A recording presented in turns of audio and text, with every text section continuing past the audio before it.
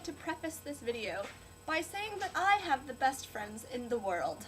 I had no idea that it was Mardi Gras today, so thank you, Beatrice. I went to the dollar store to get some leaves, and all they had were St. Patrick's babies. My name is Jessie, and your Nana and I have this in common.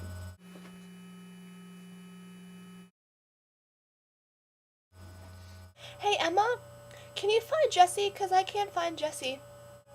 Your second installment of Wombology will be dealing with things that are bad rather than good.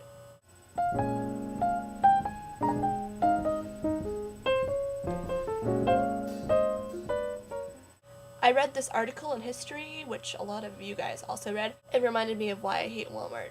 In my judgment, a government of the people, by the people, and for the people will be impossible when a few men control all the source of production and dole out daily bread to all the rest on such terms as the few may prescribe. It will be a government of the syndicates, by the syndicates, and for the syndicates. Walmart will tell you they have low prices because they care about the family of America. Not really. They care about money, and they're doing a good job of getting themselves money. Their employees, however, don't get a whole lot of money. They don't get a whole lot of benefits. The people that make the goods also don't get a lot of money or benefits. And everything that they sell for cheap is cheap because it's mass produced. So no more culture, no more individualism. This would be a good time for me to show you my favorite book. Do you like to experience emotion? There was a thing, as I've said before, called Christianity. There was a thing called the soul, and a thing called immortality.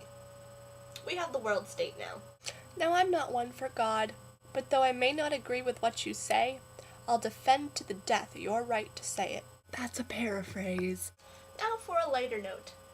Recently, I saw an episode of SpongeBob that featured different versions of the theme song. I just thought I'd share my own version.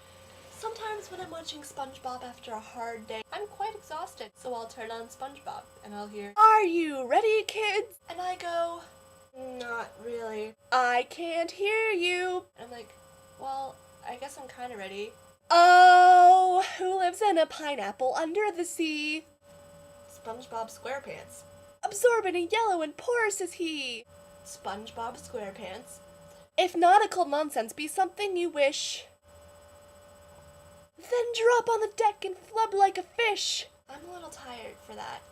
So last year for Christmas, my grandmother bought me this. It's a Santa door hanger. I think it's quite charming.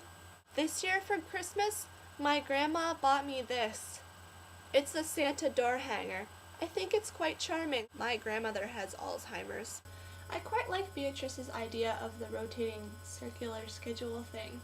So my suggestion for next week, you know those things where they're like names of people but they're like describing the people? How do the overenthusiastic parents name their firstborn child?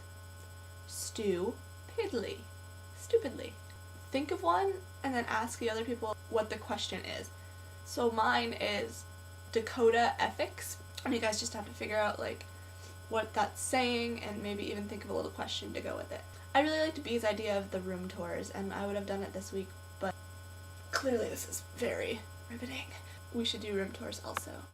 This is Jessie from the future/past. You will see Hannah tomorrow, and also Cassie.